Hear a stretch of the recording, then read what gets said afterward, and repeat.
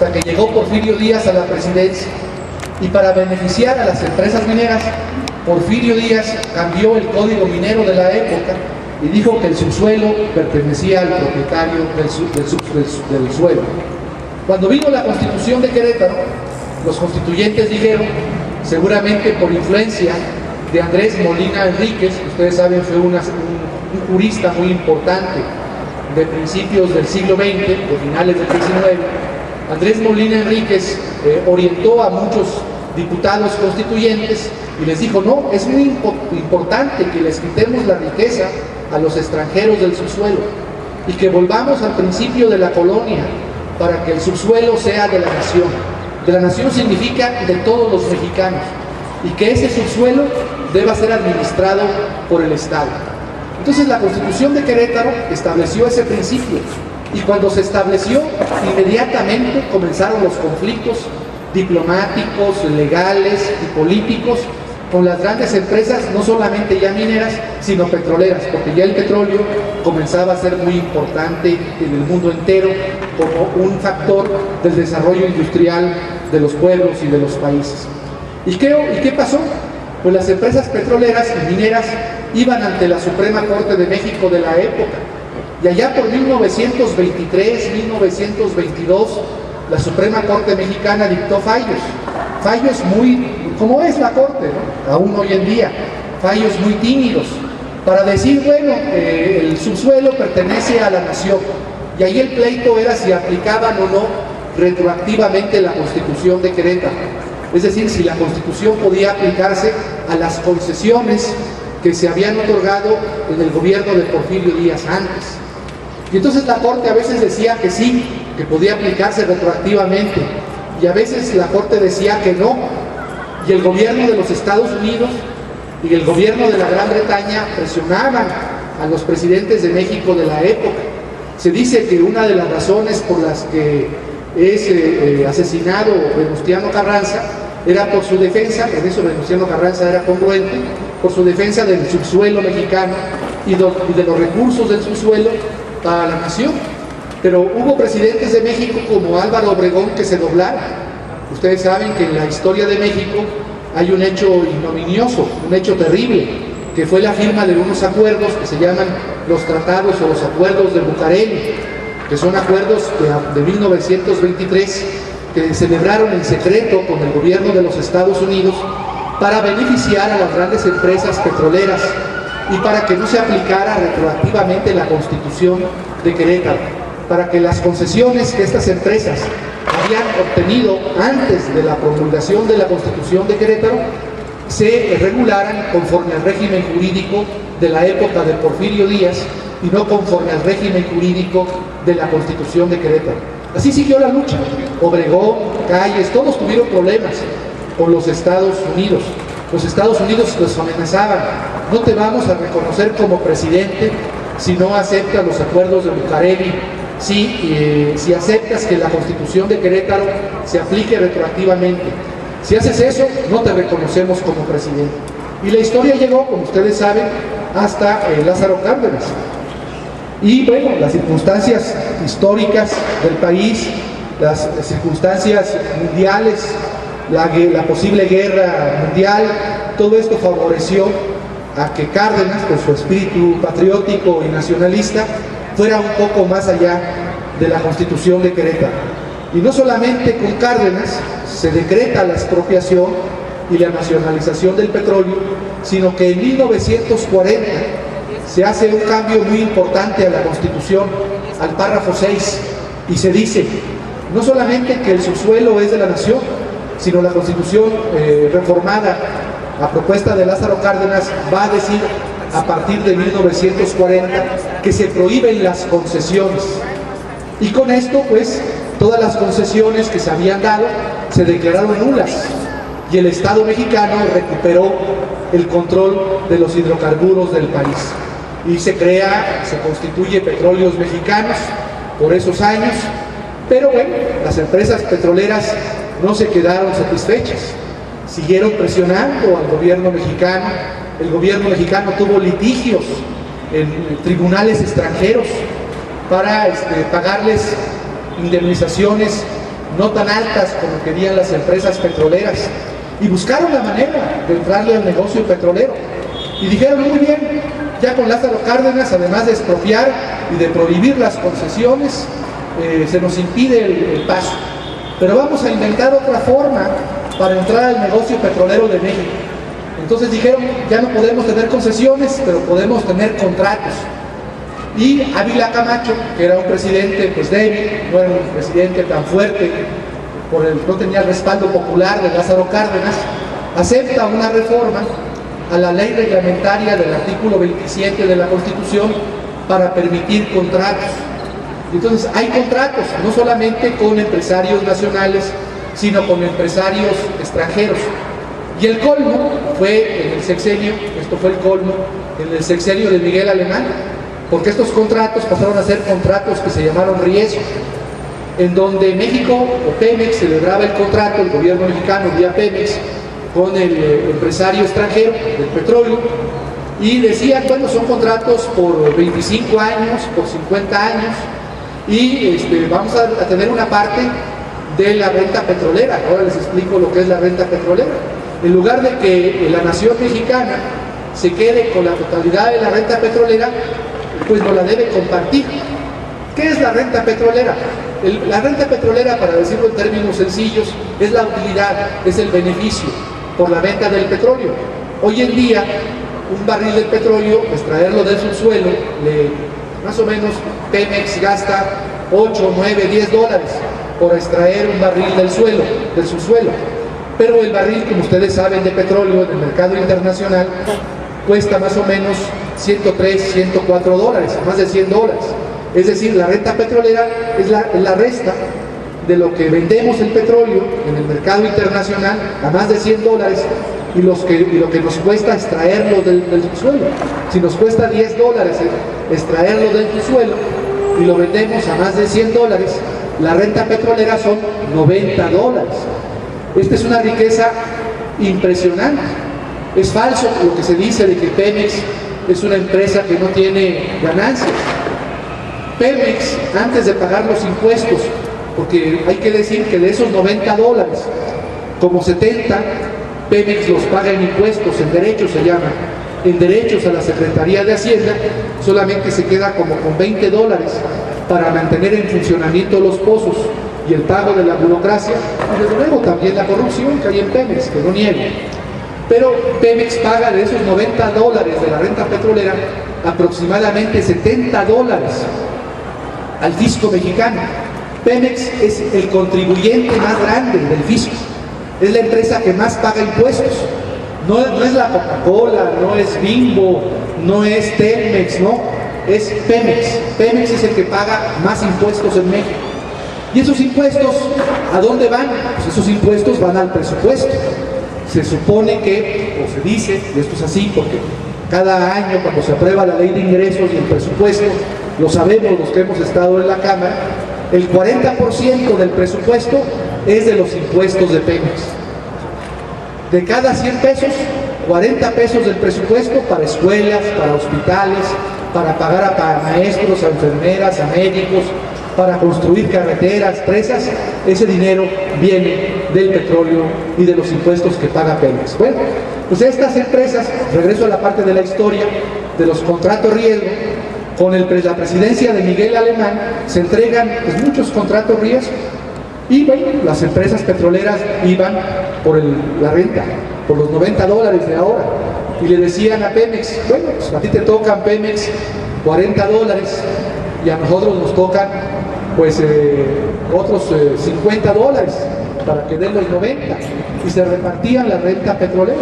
Esto desde luego era profundamente injusto porque había renta petrolera que el Estado mexicano no recibía, pero además pues había excesos de las empresas petroleras, excesos medioambientales, se contaminaba, se trataba mal a los trabajadores, y presidentes posteriores a Miguel Alemán, Ruiz Cortines, decidieron hacer un cambio legal y decir, no vamos a aceptar estos contratos riesgo, porque estos contratos riesgo implican una concesión, y vamos a prohibir los contratos de riesgo. Y Ruiz Cortines envía la iniciativa el último día de su presidencia. Ruiz Cortines también le tenía miedo a los Estados Unidos y a las grandes petroleras mundiales. Y en el siguiente gobierno, que fue el de López Mateos, se aprueba esta reforma a la ley, pero también a la Constitución. Y ahora la Constitución, así dice actualmente, los hidrocarburos son de la nación. Se prohíben las concesiones y los contratos, para que no haya contrato riesgo. Y así iba la historia. Y tardó mucho el gobierno mexicano, casi hasta el gobierno de López Portillo, para pagar las indemnizaciones con las empresas petroleras, pues que querían que les pagaran por haber reformado la Constitución. Y el gobierno mexicano llega a acuerdos con estas empresas muchos años después. Pero en fin, seguían insistiendo las empresas petroleras. Entonces, al inicio del gobierno de Miguel de la Madrid hay otra reforma a la Constitución. Ahora no al artículo 27, pero sí al artículo 28 y al artículo 25.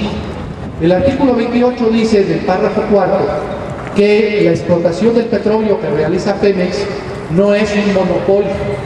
Y dice además el artículo 28 que esa explotación es exclusiva del Estado. Es decir, no la puede realizar un particular, ni nacional ni extranjero. Y el artículo 25 dice que la explotación de las áreas estratégicas del Estado se realiza por los organismos públicos que tendrán el control y la administración de las áreas estratégicas. Todo eso dice la Constitución. Como ustedes ven, es un impedimento legal, constitucional muy fuerte para que las empresas extranjeras y el gobierno mexicano haga lo que quiera. Por eso no les bastó la reforma de 2008, porque no tocaron la Constitución, sino solamente la ley. Y entonces los contratos que da la ley, la reforma de 2008, son contratos de servicios, pero no son contratos de explotación. Ahora quieren ellos mismos sacar el crudo y tener el control sobre la explotación del crudo, sobre los barriles que se extraen diariamente en todos los pozos petroleros del país. Y necesitan un respaldo jurídico, no les basta un respaldo legal, porque la Corte podría decir en un futuro, con un presidente distinto, que eso es anticonstitucional, que eso vulnera la Carta Magna. Entonces quieren tener plena seguridad.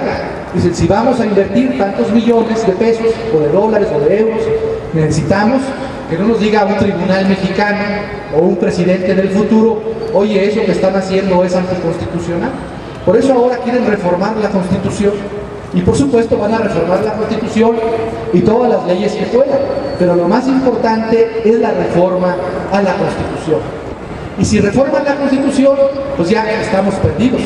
Si reforman la Constitución, van a venir todos los contratos, riesgo, seguramente concesiones, mecanismos de asociación entre Pemex y empresas petroleras extranjeras.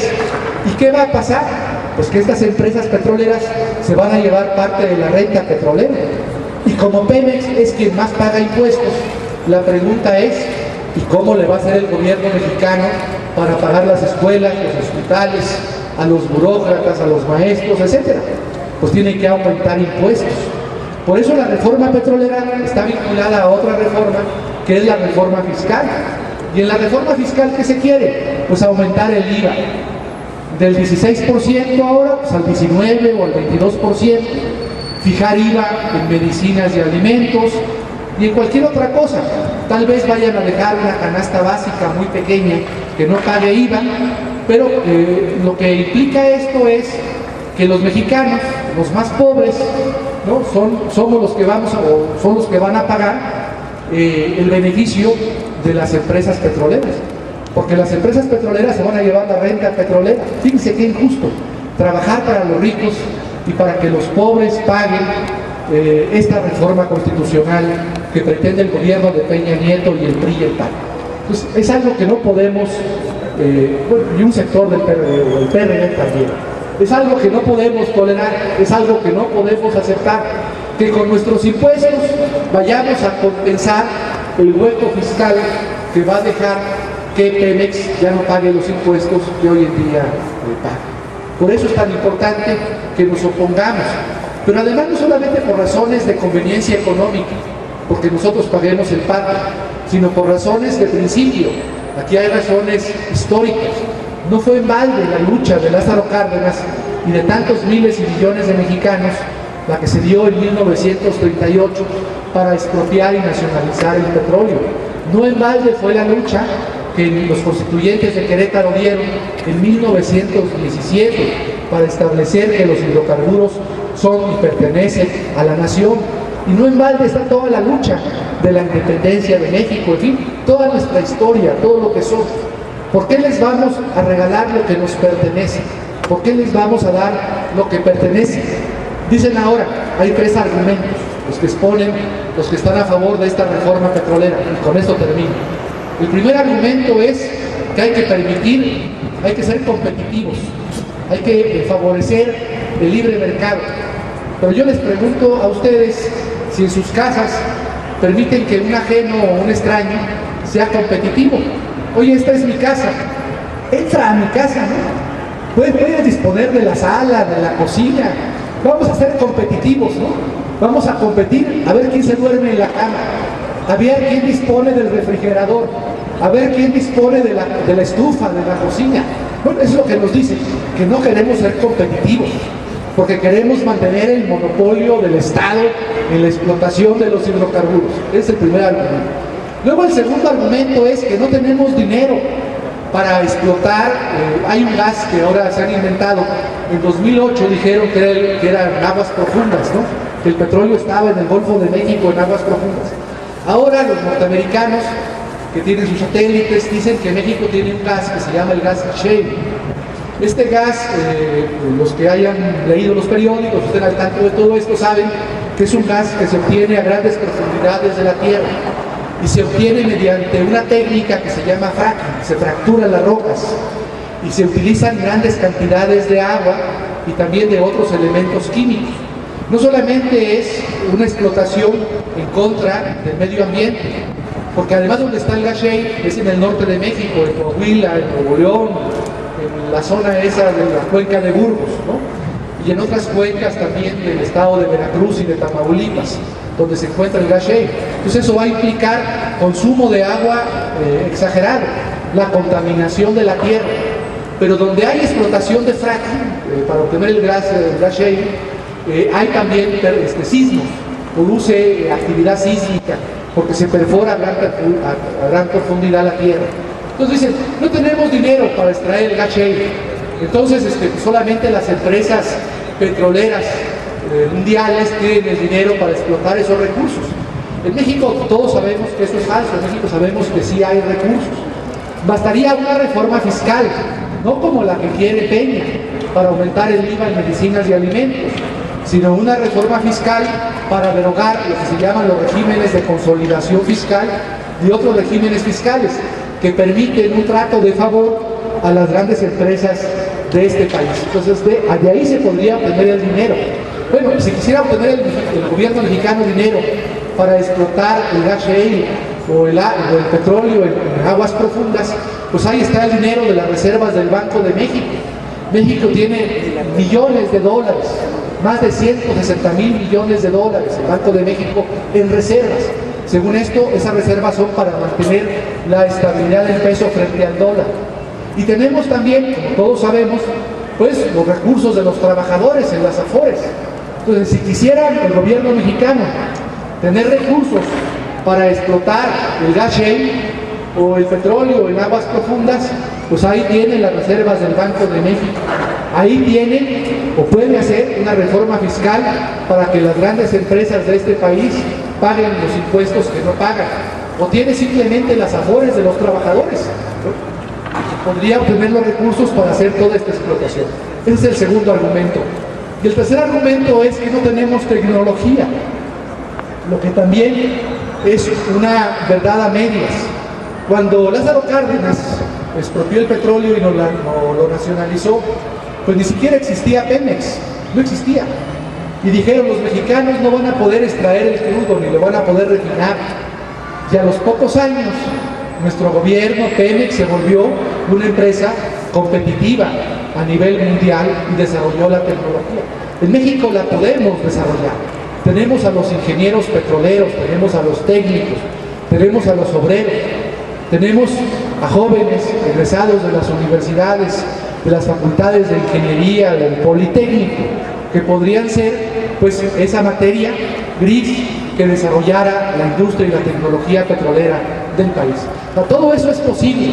La verdad es que se trata de compromisos del gobierno de Peña con los Estados Unidos y con los países europeos y con las empresas petroleras nacionales, digo, internacionales. Él llegó a la presidencia por estos compromisos, con estos compromisos.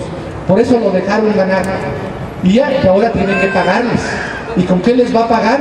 Con nuestro petróleo, con nuestros recursos naturales y con los derechos y con la riqueza que pertenece a nuestra generación y a las generaciones futuras del país. Por eso es tan importante la lucha en defensa del petróleo y de los hidrocarburos.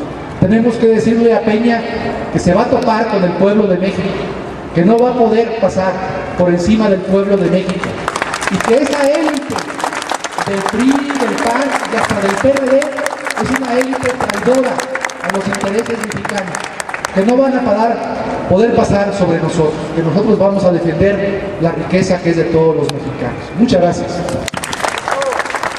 Yo les recuerdo que el 1 de septiembre estamos convocando a la desobediencia civil absoluta. Los que aquí estamos de ánimo, estamos convencidos que se requiere una acción muy enérgica para levantar al país. Y estamos proponiendo parar todo para que todo se mueva. No hay gobierno que pueda sostenerse sin la participación del pueblo. Si nosotros, lo que hemos insistido, es ¿qué hacemos? ¿Cómo nos rebelamos? Pues no hagamos nada. ¿Cómo que no hagamos nada? Sin nada. No ir a trabajar, no ir a la escuela, no ir de compras, no ver televisión 5, 10, 15, 20 días. Los que sean necesarios. No hay gobierno que los aguante. Pero yo ya para dar la palabra solo les digo lo que estamos proponiendo en este momento. Estamos poniendo una tarea muy sencilla, porque dicen, no vayas a trabajar, no me corren, es a partir del 1 de septiembre, no me corren, nos corren de todos modos, aunque vayan, llegan y dicen, saque ese perro, no lo queremos más, ¿no? Entonces, sin haber hecho nada incorrecto, ¿no?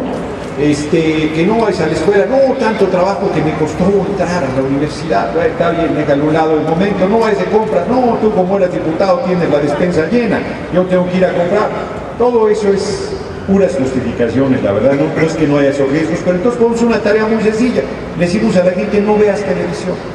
¿Qué les va a pasar si no ven televisión? ¿Cuál va a ser la represalia si no se ve televisión? Al contrario, va a encenderse el entendimiento. Pero todavía hay quien nos dice, es que es nuestro único entretenimiento. Oh, que la que se murió. Entonces, podían darle gusto al gusto, tantas cosas que puede hacer uno. En vez de ver la televisión, leer muchas cosas. Tenemos el lugar 107 de 108 países en lectura. Me parte el alma ese dato. Y el primer lugar en obesidad, en el mundo.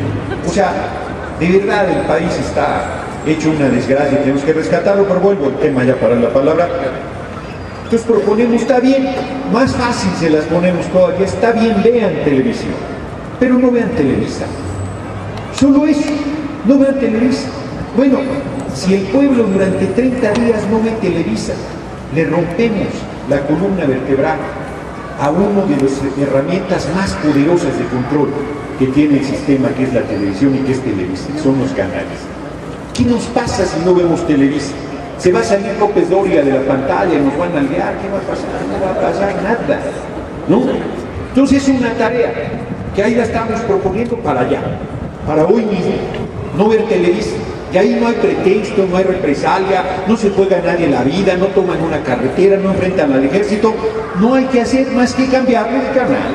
Eso, francamente, y ni siquiera hay que pararse, porque ahora con los controles remotos, no, uno le cambia el pinche canal, ¿no?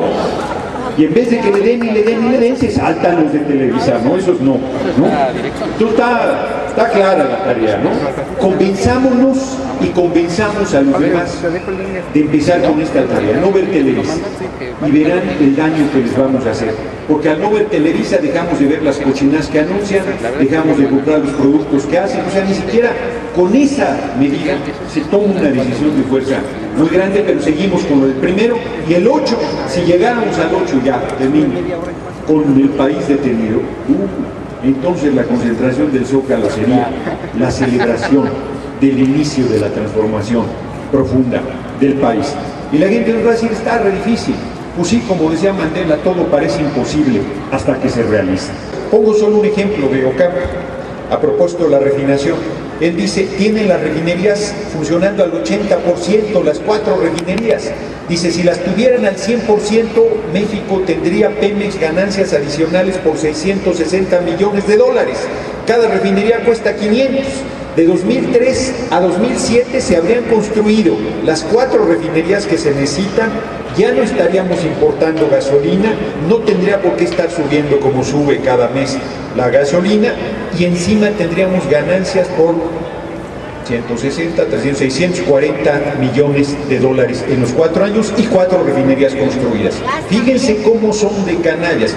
Y se importa gas natural para las termoeléctricas en vez de funcionar con agua y con derivados del petróleo, que es el otro combustible con que se puede echar a andar. Es un librazo el de Ocampo, va a venir y además ya trae los datos actualizados dentro de 15 días. No falten, está lo de Televisa, está lo del 8 de septiembre, que todavía falta algo para eso, y lo que vayamos construyendo entre todos de protestas para ir, que vaya midiéndole Peña y vayan midiéndole los de fuera, que va a haber un pueblo en pie de lucha, diciéndoles que el general Cárdenas no ha muerto, su espíritu vive en el corazón de los patriotas de nuestro país. Hemos venido caminando, fuimos al Senado contra la reforma laboral, la impusieron, pero ahí estuvimos, como con un compromiso con la nación, con el pueblo de México. El 18 de junio estuvimos aquí precisamente tomando protesta frente a la tumba de que nos comprometíamos a seguir luchando por la defensa, la liberación de independencia de nuestra patria. No podíamos dejar pasar este momento. Y bueno, a partir de ahí nos hemos dado cuenta de que necesitamos más, dar un paso más adelante. Pero también queremos ver con ustedes si podemos ir teniendo compromisos para poder avanzar, difundir, invitar, organizarnos y hacer que ese día, el 1 de septiembre, esa desobediencia civil realmente funcione. Muchas cosas pueden hacerse. Basta con poner a trabajar nuestra maquinita, la imaginación, para no ver televisión. Y retiembla en su centro la tierra al sonoro rugir del cañón. Hagan de cuenta que esto que tengo aquí es el presupuesto, 3,5 billones. Lo vamos a meter aquí abajo, ¿no? Y luego los movemos. Y luego les pregunto, ¿dónde quedó la bolita? ¿Dónde quedó la bolita?